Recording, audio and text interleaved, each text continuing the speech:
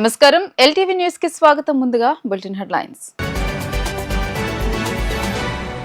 రాష్ట్రంలో నూతన textile policy తెచ్చే అంశంపై సీఎం చంద్రబాబు సమీక్ష. వస్త్ర పరిశ్రమల్లో మహిళలకు పెద్ద ఎత్తున ఉపాధి కల్పించాలని నిర్ణయం.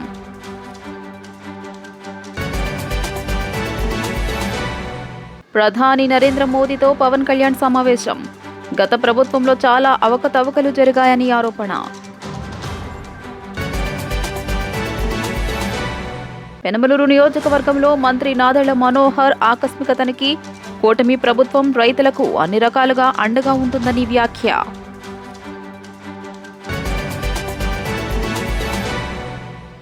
నూతన టెక్స్టైల్ పాలసీపై ముఖ్యమంత్రి చంద్రబాబు నాయుడు సచివాలయంలో సమీక్ష నిర్వహించారు. 10,000 కోట్ల రూపాయల పెట్టుబడులు లక్ష్యంగా నూతన టెక్స్టైల్ పాలసీ రూపకల్పన చేశారు.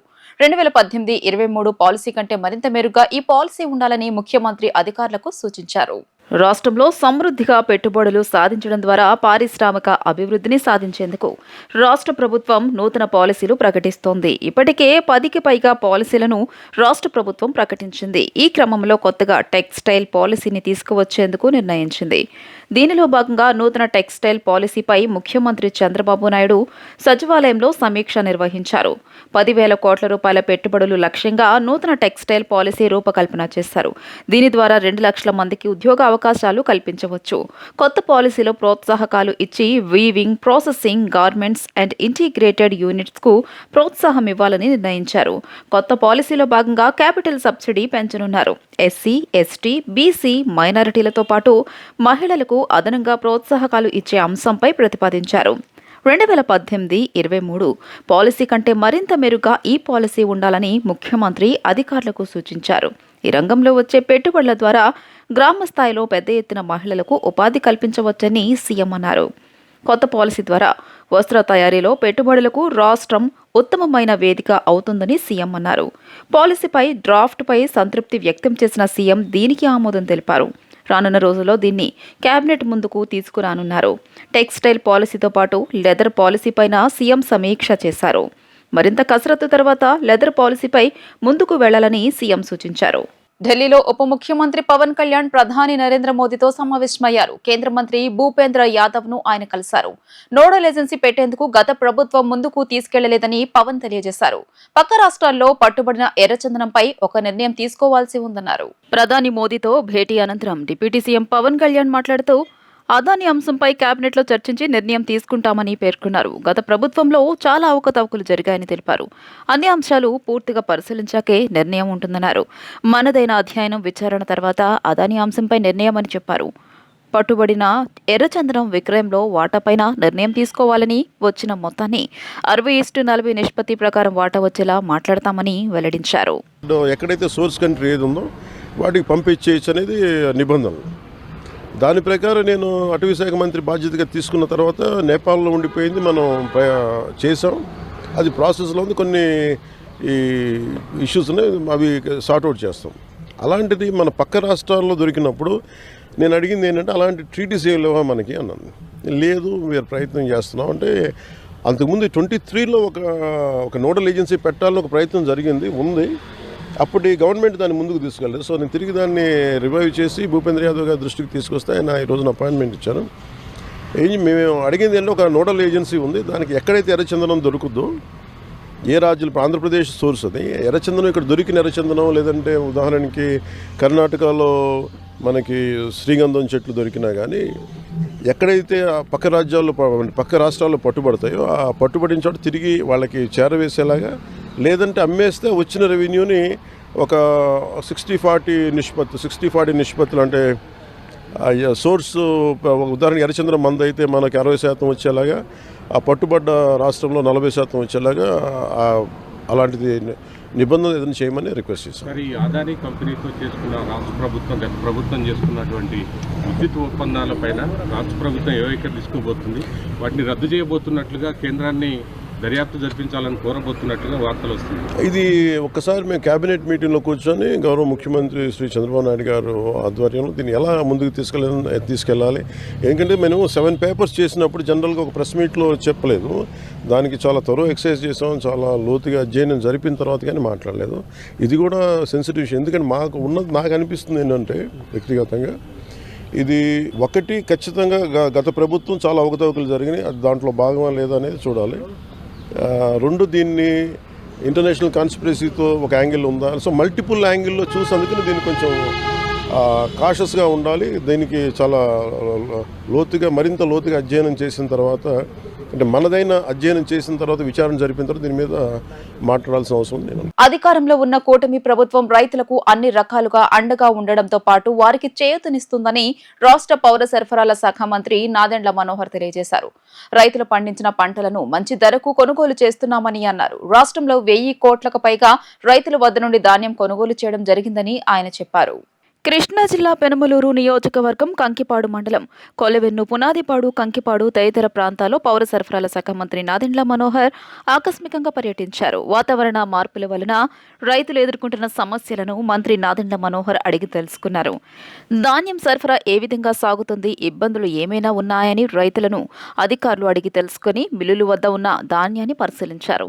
ఈ సందర్భంగా మంత్రి మాట్లాడుతూ గత ప్రభుత్వంతో పోల్చుకుంటే ఈ ఏడాది 2 ధాన్యం కొనుగోలు చేశామని పేర్కొన్నారు. వాతావరణంలో మార్పుల వల్ల 10 రోజుల్లో జరగాల్సిన కోతలు రైతులు ముందుగానే పంట భయంతో కోస్తున్నారని తెలియజేశారు. రైతులకు గోదాములు ఇబ్బందులు లేకుండా మిల్లులకు ధాన్యం సరఫరా అయ్యే విధంగా చర్యలు తీసుకుంటున్నామని పేర్కొన్నారు. ధాన్యం రవాణా విషయంలో ఎటువంటి ఇబ్బందులు తలెత్తకుండా వాతావరణ మార్పులు దృష్టిలో ఉంచుకుని జీపీఎస్ లేకపోయినా దాన్ని మొత్తం మిల్లర్లకు తరలించడానికి చర్యలు తీసుకుంటున్నామని చెప్పారు. ధాన్యం కొనుగోలు విషయంలో కనివినియోగ రీతిలో గత సంవత్సరంతో పోల్చుకుంటే డబుల్, అంటే 2,11,000 మెట్రిక్ టన్నులు గత సంవత్సరం ఈ తారీఖున కొనుగోలు చేస్తే ఈ సంవత్సరంలో ఇప్పటి వరకు 4,50,000 మెట్రిక్ టన్నులు ఈ రోజుతో ధాన్యం కొనుగోలు రాష్ట్ర వ్యాప్తంగా పూర్తయింది. ప్రధానంగా రైతులు ఇప్పుడు ఆవేదన చెందుతుంది. సైక్లోన్ వస్తుంది, తుఫాన్ వస్తుంది, వర్షాలు వచ్చే పరిస్థితి కనపడుతుంది. కాబట్టి మిల్లుల దగ్గరికి హడావుడిగా తరలించడానికి కోసం చేస్తున్న ప్రయత్నంలో గోతాలు కానివ్వండి, లారీ ట్రాన్స్పోర్ట్ కానివ్వండి, ఈ సమస్యలు అధిగమించడానికి కొన్ని సూచనలు చెప్పడం జరిగింది అధికారులకి. ఖచ్చితంగా రైతుకే ప్రాధాన్యత ఇచ్చి రైతు కోరిన విధంగా వాళ్ళకి అందుబాటులో దగ్గరలో ఉన్న మిల్లుకి తీసుకెళ్లే విధంగా వెసులుబాటు కల్పించాం. అదేవిధంగా స్థానికంగా సమస్యలు ఉన్నప్పుడు తప్పకుండా స్పందించడానికి పౌర సరఫరాల శాఖ నుంచి రెవెన్యూ సిబ్బంది, అదేవిధంగా ఇక్కడ ఉన్న ప్రభుత్వ యంత్రాంగంలో ఉన్న ప్రతి ఒక్కరూ ఇంక్లూడింగ్ వ్యవసాయ శాఖ అధికారులతో సహా రైతులకు అందుబాటులో ఉండేటట్టు గౌరవ ముఖ్యమంత్రి గారు ఈరోజు ఆదేశాలు ఇవ్వడం జరిగింది.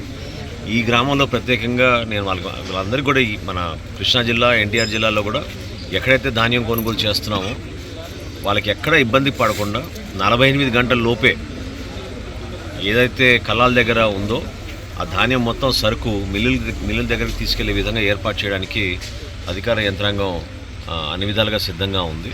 రాబోయే రోజుల్లో ఈ అవగాహన వచ్చిన తర్వాత సమస్యలు వాళ్ళకి ఇంకా అది ఎక్కడ కూడా రాకుండా ఉండడానికి కోసం రైతులకి ప్రత్యేకంగా మేము గతంలో ఒక 15 రోజుల క్రితం వాట్సాప్ ద్వారా ఆర్టిఫిషియల్ ఇంటెలిజెన్స్ యూజ్ చేసి రైతులకే మేము వెసులుబాటు కల్పించాం, రైతుకే మేము అధికారం కల్పించాం. ఈ ప్రాంతంలో వాళ్ళు ఏ తారీఖున ఏ మిల్ దగ్గరికి వెళ్ళి ధాన్యం అమ్మాలనుకున్నా కూడా ఆ విధంగా అందించేటట్టు మొట్టమొదటిసారి 1,100 కోట్ల రూపాయలు ఈ రోజుతో ఒక మైలు రాయి దాటాము ధాన్యం కొనుగోలులో. అందులో 93% 24 గంటల లోపే ధాన్యం కొనుగోలు అవగానే రైతు ఖాతాల్లో జమ అయ్యే విధంగా ఏర్పాటు చేశాం. సో కొన్ని సంస్కరణలు తీసుకొచ్చాం, ఇంకా చేయాల్సింది చాలా ఉంది. అనేక మంది రైతు సోదరులు పాపం అందులో ఎక్కువ శాతం మన రాష్ట్రంలో కౌలు రైతులు కాబట్టి వాళ్ళకి నష్టం కలగకుండా చూసుకోవాల్సిన బాధ్యత మా పైన ఉంది. తప్పకుండా గౌరవ ముఖ్యమంత్రి గారు చంద్రబాబు నాయుడు గారి ఆదేశాల మేరకు అదేవిధంగా కౌలు రైతుల విషయంలో ఏ విధంగా గతంలో పవన్ కళ్యాణ్ గారు రాష్ట్ర వ్యాప్తంగా మేము చేసిన కార్యక్రమాల్ని దృష్టిలో పెట్టుకొని తప్పకుండా ప్రతి రైతుని ఆదుకునే విధంగా ప్రతి ఎకరాలను కూడా ఎక్కడైతే కష్టపడి పండించారో ఆ ధాన్యం కొనుగోలు చేసే విధంగా మన రాష్ట్ర ప్రభుత్వం నుంచి అన్ని విధాలుగా సిద్ధమవుతున్నాను ఈ సందర్భంగా తెలుపుకుంటున్నాను. మంగళగిరి నియోజకవర్గ ప్రజల కోసం మంగళగిరి ఎమ్మెల్యే ఐటీ శాఖ మంత్రి నారా లోకేష్ నిర్వహిస్తున్న ప్రజా దర్బార్ కు ప్రజల నుంచి అనూహ్య స్పందన లభిస్తోంది. రోజురోజుకు ఆదరణ పెరుగుతోంది. నియోజకవర్గంలోని వివిధ ప్రాంతాల నుంచి ప్రజలు ఉండవల్లిలోని నివాసానికి చేరుకుని మంత్రి లోకేష్ కు తమ సమస్యలను విన్నవిస్తున్నారు. చిన్న సమస్య నుంచి పెద్ద సమస్య వరకు ప్రతి ఒక్కరి నుంచి ఓపికగా వింటున్నారు. తన పరిధిలో ఉన్న సమస్యలను వెంటనే లోకేష్ పరిష్కరిస్తున్నారు. మంత్రి నారా లోకేష్ తన నియోజకవర్గంలో ప్రజా దర్బార్ 47వ రోజుకు చేరుకుంది. వేకువజాము నుంచే వినతులను స్వీకరిస్తున్నారు. నియోజకవర్గ ప్రజలు తమ సమస్యలు చెప్పుకునేందుకు వీలుగా ఈ కార్యక్రమాన్ని ఏర్పాటు చేశారు. స్థానికంగా అందుబాటులో ఉండే రోజుల్లో ప్రజలను కలవనున్నట్లు తెలిపారు. గత వైసీపీ పాలనలో ప్రజా దర్బార్ నిర్వహిస్తారని ప్రజలంతా ఎదురుచూశారు. అయితే గ్రామ వార్డు సచివాలయాలు అందుబాటులో ఉన్నాయని, ఏ సమస్య ఉన్నా అక్కడ ఫిర్యాదు చేస్తే సరిపోతుందని జగన్ ప్రభుత్వం తెలిపింది. దీంతో ప్రజలు తాము ఎన్నుకున్న ప్రజా ప్రతినిధిని కలిసి సమస్యలు విన్నవించే పరిస్థితి లేకుండా పోయింది. కూటమి ప్రభుత్వంలో ఇప్పటి వరకు 47 ప్రజా దర్బార్లు నిర్వహించారు. ఆంక్షలు విధించకుండా లోపలికి పంపించడంపై ప్రజలు హర్షం వ్యక్తం చేస్తున్నారు. ప్రజల సమస్యలను సావధానంగా వింటున్న యువనేత వారందరికీ మనోధైర్యాన్నిస్తూ అండగా ఉంటానని మంత్రి నారా లోకేష్ భరోసా ఇస్తున్నారు. అసెంబ్లీకి వెళ్లకుండా వైసీపీ రాజ్యాంగాన్ని అగౌరవపరుస్తోందని పీసీసీ అధ్యక్షురాలు వైఎస్ షర్మిల ఆరోపించారు. శాసనసభ్యులు అసెంబ్లీకి వెళ్లాలని రాజ్యాంగం చెబుతోందని అన్నారు. జగన్ తనకు ప్రతిపక్ష నేత హోదా దక్కలేదన్న సాకుతో అసెంబ్లీకి వెళ్లడం లేదని ఆమె ఆగ్రహం వ్యక్తం చేశారు. రాజ్యాంగాన్ని కాపాడాలని కోరుతూ పీసీసీ సిటీ కాంగ్రెస్ సంయుక్త ఆధ్వర్యంలో ఆంధ్రరత్న భవన్ నుంచి బందరోడ్లోని అంబేద్కర్ స్మృతివనం వరకు పాదయాత్ర జరిగింది. ఈ సందర్భంగా పీసీసీ చీఫ్ వైఎస్ షర్మిల మాట్లాడుతూ సభకు వెళ్లని వాళ్లు రాజ్యాంగం మేరకు ఎమ్మెల్యే పదవికి రాజీనామా చేయాలని డిమాండ్ చేశారు. అదానిని బీజేపీ కాపాడుతోంది, వెంటనే విచారణ కమిటీ వేయాలని ప్రభుత్వాన్ని డిమాండ్ చేశారు.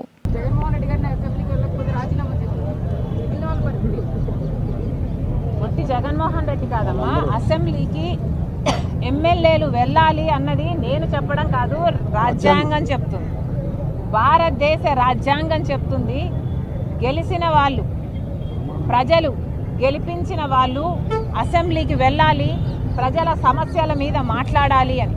మరి అలాంటప్పుడు మీకు అంతటి బాధ్యతను రాజ్యాంగం ఇచ్చినప్పుడు, అంతటి నమ్మకాన్ని ప్రజలు మీ మీద ఉంచినప్పుడు, జగన్మోహన్ రెడ్డి గారైనా ఆయన ఎమ్మెల్యేలైనా మీరు అసెంబ్లీకి కూడా వెళ్ళకపోతే, అసెంబ్లీలో ప్రజల తరఫున మీరు గొంతు ఎత్తకపోతే ఎందుకు అధికారంలో ఉన్నారు అని అడిగి రాజీనామా చేయమని డిమాండ్ చేశారు. సోలార్ విద్యుత్ కొనుగోళ్లపై 1750 కోట్లు చేతులు మారాయని చెప్పేసి కూడా వార్తలు వినిపిస్తా ఉన్నాయి. మళ్ళీ చెప్తున్నాం, రాజ్యాంగం ప్రకారం లంచం తీసుకోవడం తప్పు. ఇది ఇప్పుడు చెప్పడమే కాదు, అమెరికాలో కూడా ఆధారాలతో సహా అదానీ జగన్మోహన్ రెడ్డి గారికి లంచాలు ఇచ్చారు అని రుజువయ్యి వాళ్ళ జ్యూరీ అంగీకరించి అరెస్ట్ వారెంట్ రిలీజ్ చేసి వాళ్ళ మీద కేసులు పెట్టడం జరిగింది. మరి అలాంటప్పుడు కనీసం ఇక్కడ ఎంక్వైరీ అయినా వేయాల్సిన అవసరం ఉందా లేదా? భారతదేశం ప్రధానమంత్రి మోడీ గారు కనీసం జాతీయ స్థాయిలో ఈడీ అయినా, లేకపోతే సిబిఐ అయినా, లేకపోతే కాంగ్రెస్ పార్టీ అడుగుతున్నట్టు జాయింట్ పార్లమెంటరీ కమిటీ అయినా ఏసీ ఒక ఎంక్వైరీ వేయాల్సిన అవసరం బీజేపీ పార్టీకి ముమ్మాటికి ఉంది. వాళ్ళ నిర్దోషిత్వాన్ని నిరూపించుకోవాల్సిన అవసరం ఉంది. మరి ముఖ్యంగా ఈడీ అయినా, సిబిఐ అయినా మోడీ చేతుల్లో ఉన్నాయి కాబట్టే ఈరోజు కాంగ్రెస్ పార్టీ డిమాండ్ చేస్తుంది, జాయింట్ పార్లమెంటరీ కమిటీని వేసి దాంతో ఎంక్వైరీ చేపించండి, అప్పుడే న్యాయం బయటకు వస్తుంది. కర్ణాటక పంపా క్షేత్ర సాధకులు గోవిందానంద సరస్వతి స్వామీజీ దుర్గమ్మను దర్శించుకున్నారు. స్వామీజీకి దేవస్థాన అధికారులు సాంప్రదాయబద్ధంగా స్వాగతం పలికారు. దేవస్థాన ఈవో కెఎస్ రామారావు స్వామీజీకి అమ్మవారి దర్శన భాగ్యం కల్పించగా వేద పండితులు ఆశీస్సులు పలికారు. వేద ఆశీర్వచనం అనంతరం స్వామీజీకి అమ్మవారి చిత్రపటం ప్రసాదాలను అందజేశారు. ఈ సందర్భంగా స్వామి భక్తులకు అనుగ్రహ భాషణ చేశారు. ఎస్సీ వర్గీకరణకు రాజకీయ రంగు పులవద్దని సుప్రీంకోర్టు ఇచ్చిన తీర్పును గౌరవించాలని ఎంఆర్పీఎస్ రాష్ట్ర లీగల్ సెల్ కార్యదర్శి చిలువూరు నాగరాజు విజ్ఞప్తి చేశారు.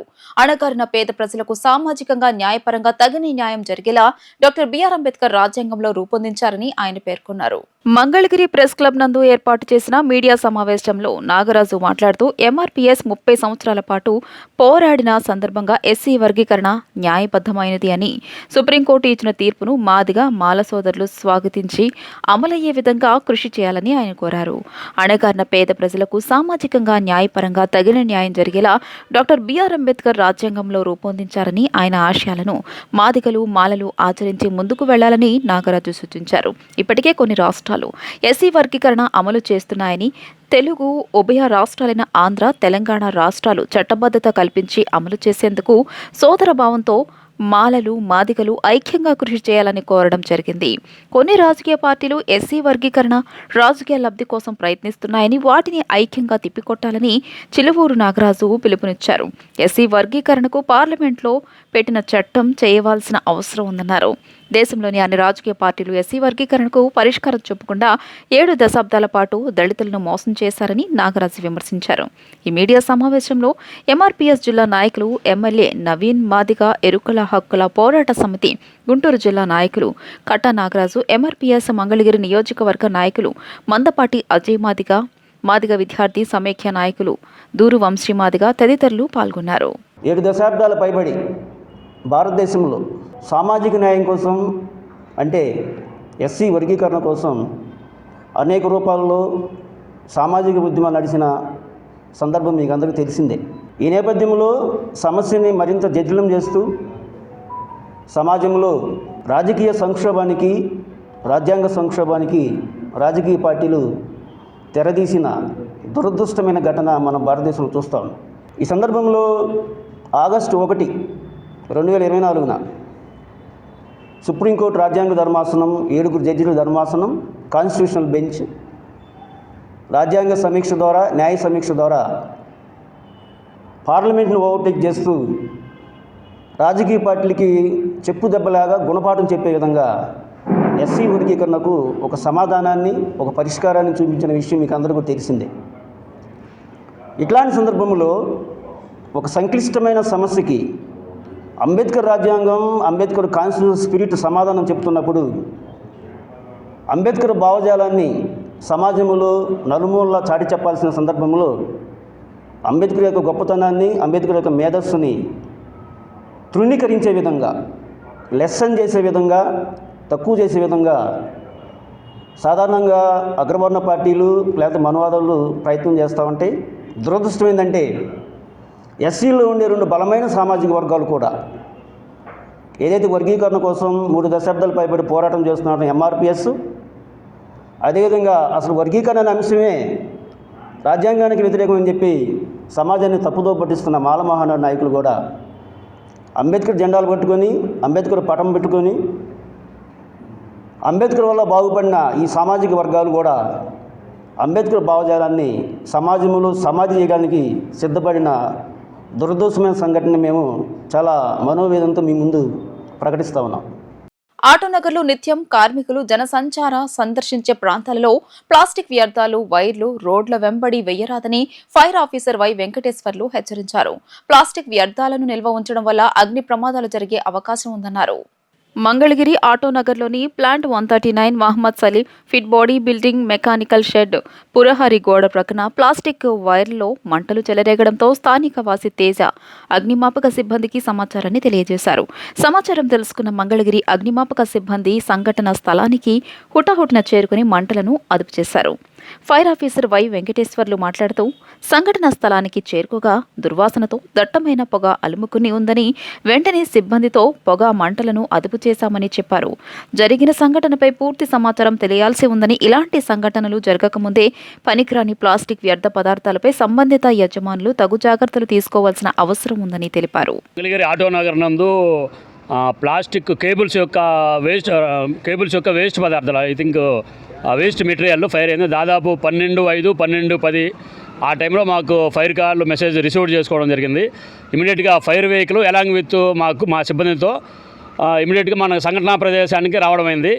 రాగానే మనకి వాటర్ ట్యాంకులో ఉన్న వాటర్తో పూర్తిగా కంట్రోల్ చేశాము. అది ఎందుకు జరిగింది, ఎలా జరిగింది మేము వాళ్ళకి దానికి సంబంధించిన ఇన్స్టిట్యూట్ వాళ్ళతో మాట్లాడుతూ ఉన్నాము.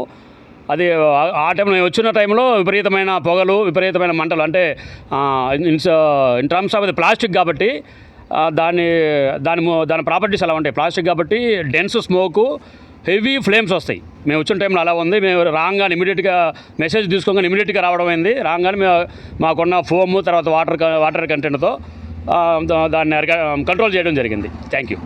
ఇప్పుడు ఇన్ఫర్మేషన్ తీసుకుంటున్నాం, ఫస్ట్ ఇన్ఫర్మేషన్ తీసుకుంటున్నాము. నష్టం అంటే ఐ థింక్ దట్ ఈజ్ వాళ్ళ మేనేజ్మెంట్ వాళ్ళు అదంతా వేస్ట్ పదార్థం వాళ్ళ కంపెనీలో ఏదైతే ఉందో వాళ్ళు స్క్రాప్ కొనుగోలు చేసి రిమైనింగ్ వేస్ట్ మెటీరియల్ని బయట డంప్ చేశారన్నట్టుగా మాకు చెప్పారు. మళ్ళీ పూర్తి డీటెయిల్స్ మేము కనుక్కుంటాం. వార్తలు ముగించే ముందు హెడ్లైన్స్ మరోసారి. రాష్ట్రంలో నూతన టెక్స్టైల్ పాలసీ తెచ్చే అంశంపై సీఎం చంద్రబాబు సమీక్ష. వస్త్ర పరిశ్రమల్లో మహిళలకు పెద్ద ఎత్తున ఉపాధి కల్పించాలని నిర్ణయం.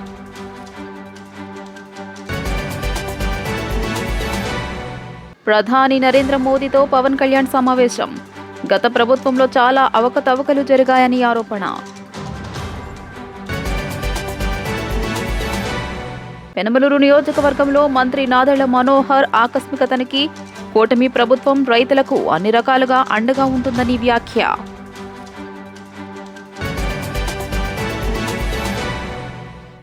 వార్తలు ఇంతటితో సమాప్తం. నమస్కారం.